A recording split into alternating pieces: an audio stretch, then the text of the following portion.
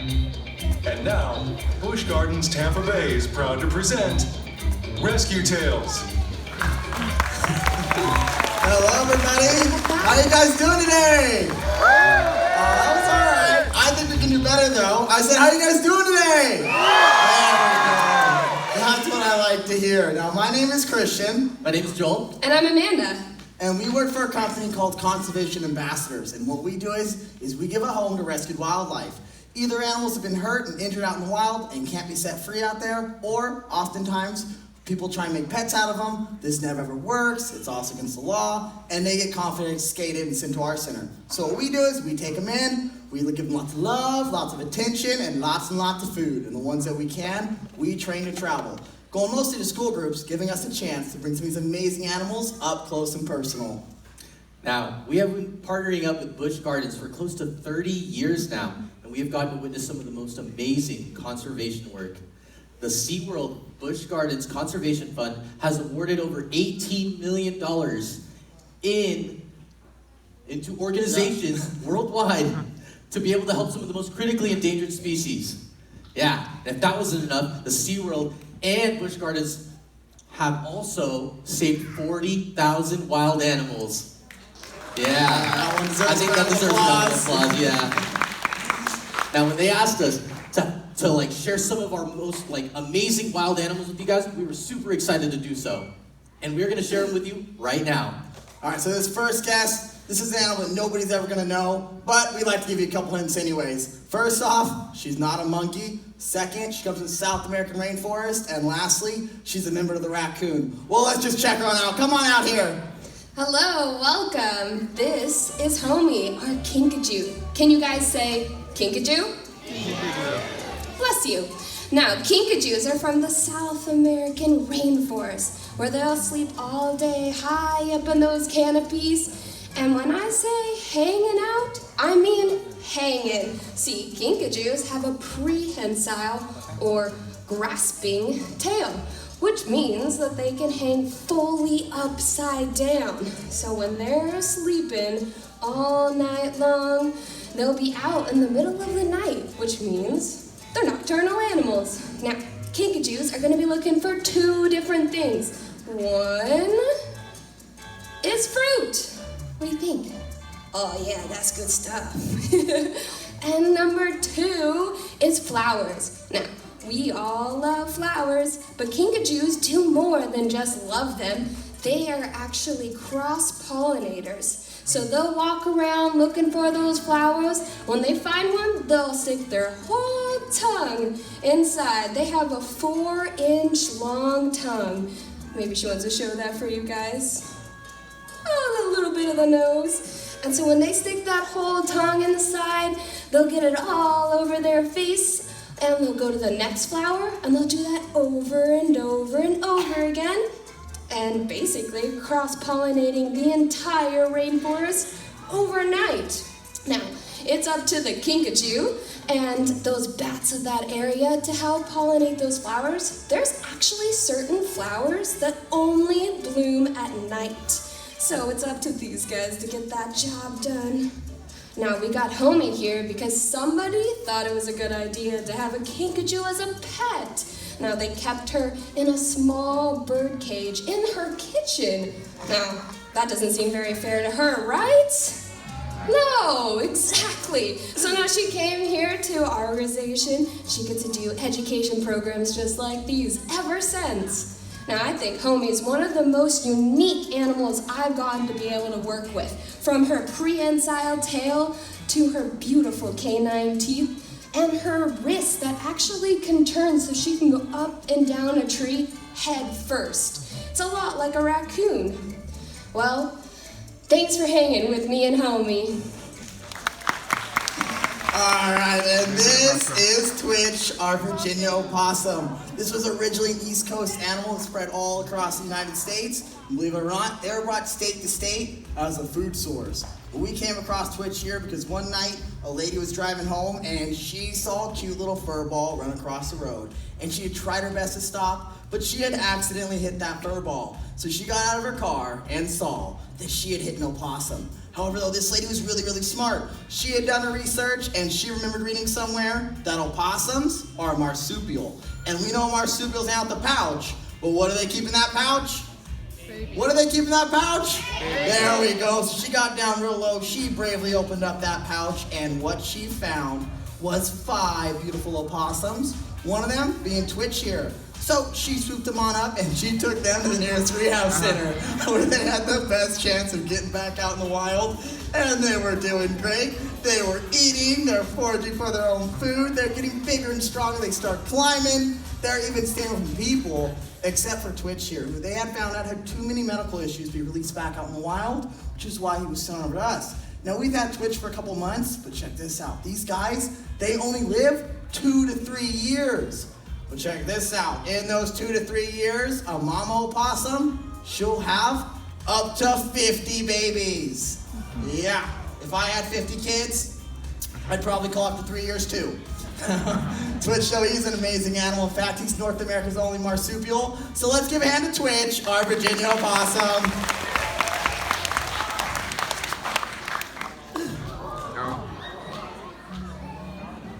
Now this is Hooter. And what is he? Who? Who? Who? That's my only owl joke, I'm sorry.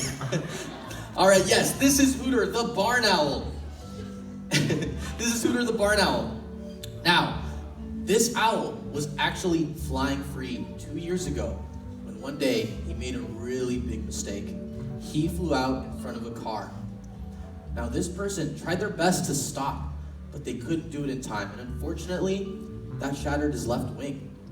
So this brave person scooped him up and took him to the nearest raptor center, where they actually saved his life and also gave him the opportunity to heal his wing.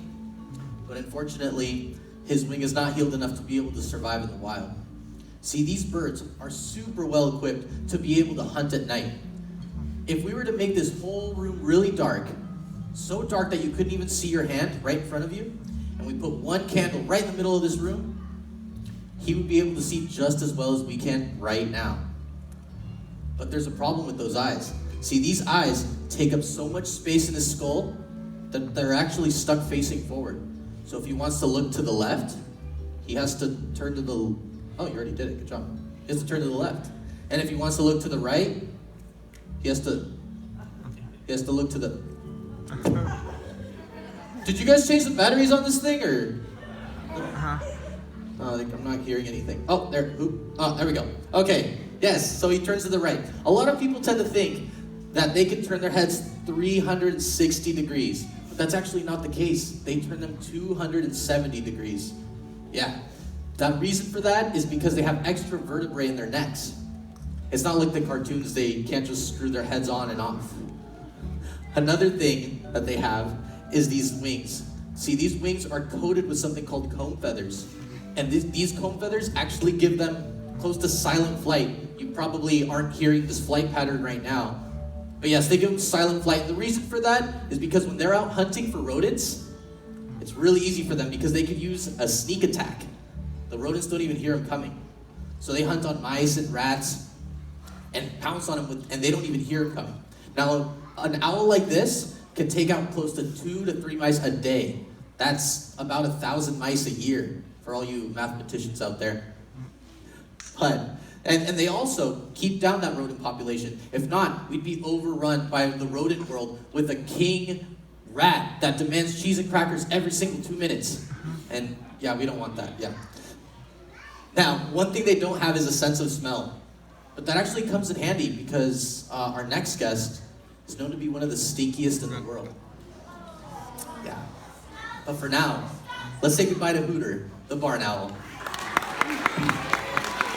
All right, and this is Pepe, and what is he? That's right, but he's not just any skunk, he's a striped skunk, and you can tell by these beautiful racing stripes going down his back. Now, there's also a spotted skunk that lives right here in Florida, as well as a hog-nosed skunk that's got a nose kind of like a pig. But the one thing all these skunks have in common is that spray. Have you guys heard of the spray before? Alright, well I'm gonna show you how it works in. I'm just kidding, don't you guys worry. That one will be for the end of my career, and it's definitely gonna happen at a junior high school. Skunks here, they don't have the fastest feet, the sharpest claws, or the strongest bite. So all he's got to defend himself out there with is that spray. So let's say a big old predator comes along and tries to spook him. You know what he's gonna do? He's gonna throw a really big fit. He's gonna start by stomping those front feet, letting that predator know that he is a skunk and he is gonna spray. And if that first warning isn't good enough, he's gonna do full-on handstands. And if they don't listen to those handstands, well, he's gonna spray. And he can spray up to 15 feet. So some of you guys in our front row here, I'm sorry, you're in our spray zone. Now that smell though, that's not even the worst part. That spray gets in that predator's eyes, their nose, their mouth, and it burns, working like nature's pepper spray. But we came across Pepe here because unfortunately, his mama was hit by a car. And when they pulled over, they saw little Pepe standing on the side of the road. But I gotta tell ya, there is nothing cuter than a baby skunk. They look like little killer whales waddling down the road. So she swooped him on up and tried to make a pet out of him. And then if that wasn't enough, she also removed his scent glands. So when they got caught, they saw that Pepe here had no way to defend himself out in the wild, which is why he was sent over to us. Now our next guest, you might not be able to see him, but boy, you'll hear him. Well, let's say goodbye to Pepe, our striped skunk. Hello, this is Giggles, our laughing kookaburra. I'm sure you guys have heard his laugh before. It's so famous. It's in all of the jungle scenes from movies, TV shows. It's this beautiful call he does, and it fits perfect for the jungle. But get this, he is from Australia.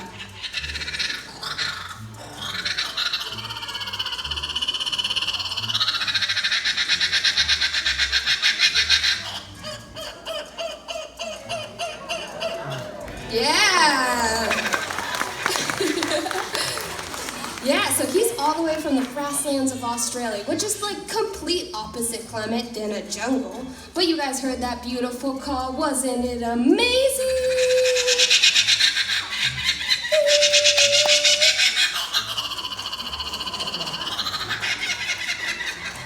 Yeah, you gotta love it, hey. Well, kookaburras are famous for that call, but I think that they should be famous for their hunting skills. Now, kookaburras are one of the largest of the kingfisher family, but they don't eat fish. He's telling you guys, he doesn't eat fish, he eats lizards and snakes and mice. Now, I saw a video once of a kookaburra chasing after a snake. It was thin and 6 feet long.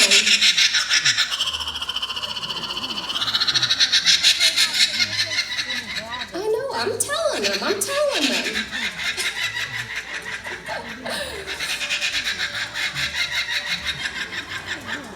Do you guys have that friend that, like, whenever you're talking, they're talking too?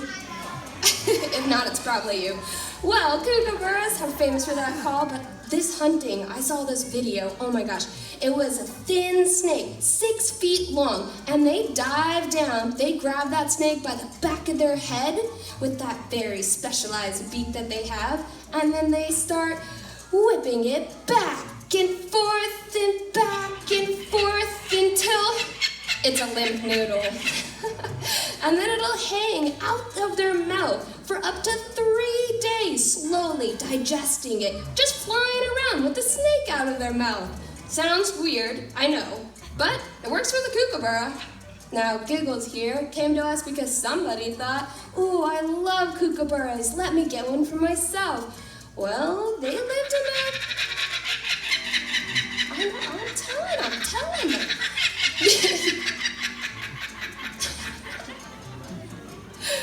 They lived in an apartment complex, and like that beautiful call that he keeps making, he'll make that every single morning at the break of dawn. It's safe to say the neighbors weren't the biggest fan of Giggles here. Well, I mean, if I heard that call,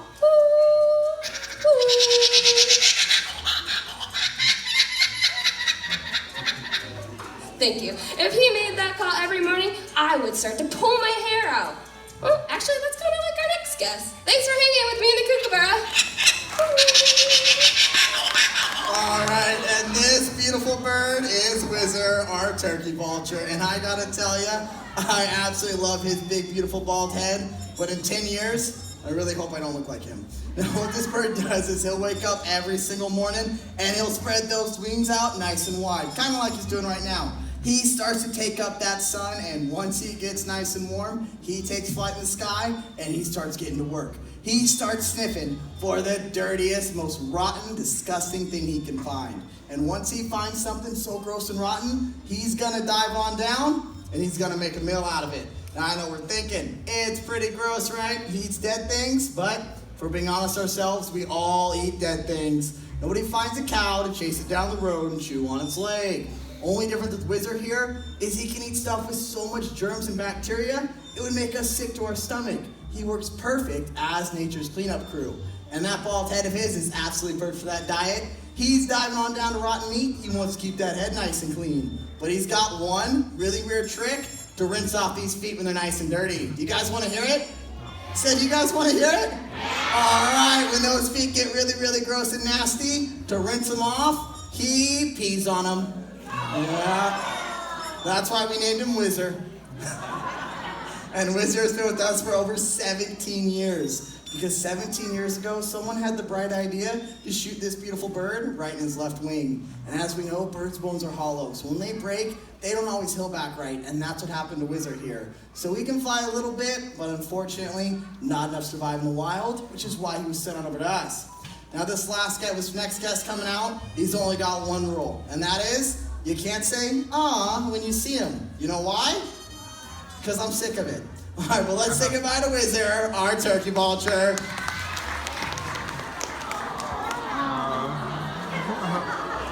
You had one job. This is Disco, the gray fox. And he came to us from a rehab center. And this rehab center had every intention of bringing him back into the wild. But unfortunately, he got assigned to the wrong rehabber.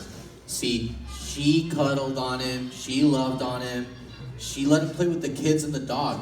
And when she brought him back to the rehab center, they found out that she had ruined him. He had lost his healthy fear of humans.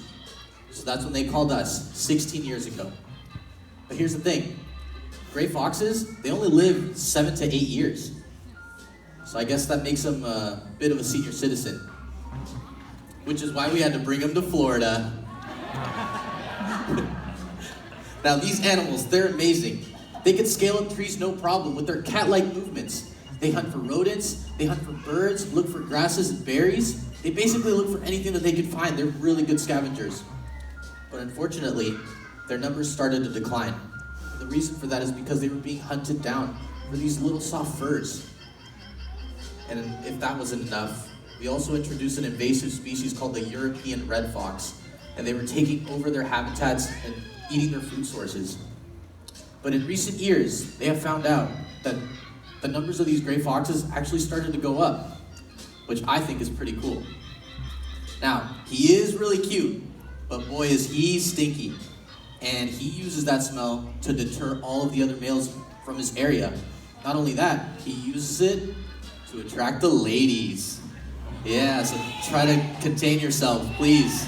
Please relax. Now, he is really cute, and he is really smelly, but we still love him. But brace yourselves, because our next guest is not cute and cuddly like this. He actually can come off a bit prickly. Yeah. But for now, let's say goodbye to Disco, the old man, Gray Fox right here. All right, and this is Boris, our South American porcupine, also known as the Quindu. And I'm sure you guys heard the stories of them shooting their quills. So here's what we're gonna do. On the count of 3, oh, big bite. On the count of 3, we're all gonna clap one time really loudly. When this happens, Boris is gonna turn and he's gonna shoot 10 to 20 quills towards the audience, all right?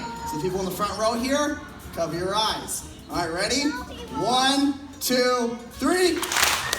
All right, nothing happened. Hold on, one more go. Stop eating your corn. Ready? 1, 2, 3. Huh, you guys know why nothing happened? Because porcupines can't shoot their quills. Those quills are just hairs, sharp, pokey, and stiff, and when another animal touches them, that's when they let them go. But it's not like they're spring-loaded and can say fire missile 6 and shoot those quills out. But even though they can't shoot their quills, they're still amazing animals. From the African to Indian crested porcupines, make up some of the largest members of the rodent family, weighing up to 50 pounds and having quills up to 2 feet long in length. Or the fuzzy little tree climber, the North American porcupine with barb quills. But my absolute favorite to talk about is the South American porcupine, having over 30,000 quills covering his entire body, except for that cute little button nose of his, the pads of his hands, and the very tip of his prehensile tail. And you'll find these guys high up in the trees at night, sleeping in a hollow tree. When nighttime falls, they go out on their nightly excursions. But they do this with confidence because of that awesome hairdo. So let's say a predator does come along. What he's gonna do is he's gonna shake those quills like a big spiky maraca, letting that animal know that he is a predator, but he is gonna make one extremely prickly meal. But we got Boris here from an animal production company that was shut down due to lack of business. So he's retired from life on the big screen to now doing educational programs with us. I think he's amazing though, but I gotta tell you, our next guest has one of my favorite stories. It's truly one that gives me hope. But let's say goodbye to Boris, our pokey friend, the Quindu.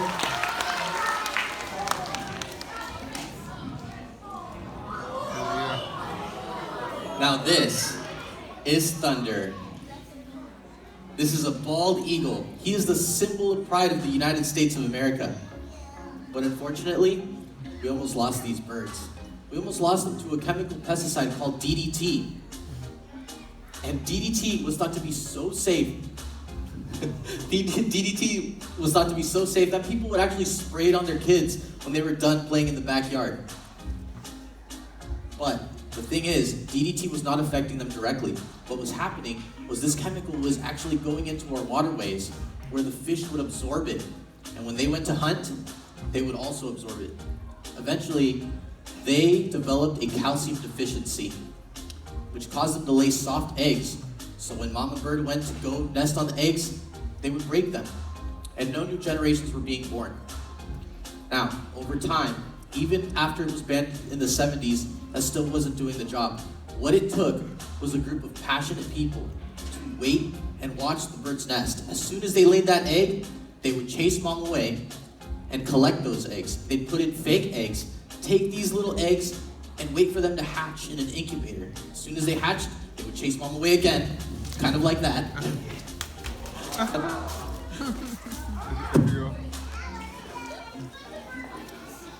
They would chase mom away like that, which isn't an easy task. Then they put the chicks in the nest, and over time, that started to work. That in 2007, they were taken off the endangered species list.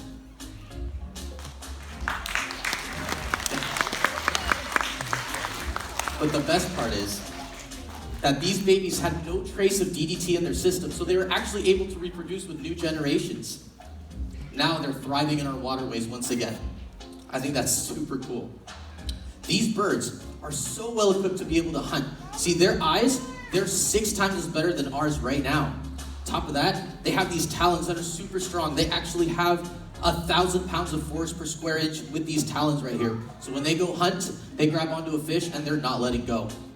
So much so that they're even known, if they catch a fish that is way too big for them, they're even known to be able to surf them back into shore and finish off the job there. Yeah, they're pretty crazy. But you're probably wondering, how did he come to our center? Well, the thing is, he was flying free one day when he accidentally flew into some power lines. And his wings, when they made contact with those power lines, he got electrocuted. And unfortunately, that caused him permanent nerve damage. And now he can't fly as well as he could. But here's the thing, that only added to his electric personality. And that is the shocking story of how we came up with Thunder, the bald eagle. Let's say goodbye to this wonderful bird. Now, did you guys enjoy those amazing animals?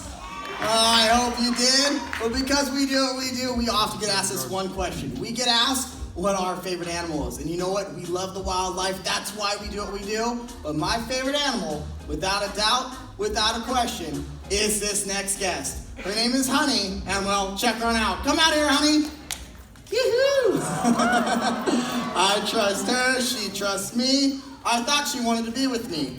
But we know that wild animals belong in nature where they're truly supposed to be. We like to end each of our presentations with just a couple things you guys can do to help protect our wild friends. Things like recycling and picking up garbage to keep our environments clean. Or if you find a sick or injured animal out there, call the rescue center. There are literally thousands of them set up to give them the proper care and send them back out in the wild. But we want to thank you so much for checking out our show, Rescue Tells, and have a wonderful day at Busch Gardens.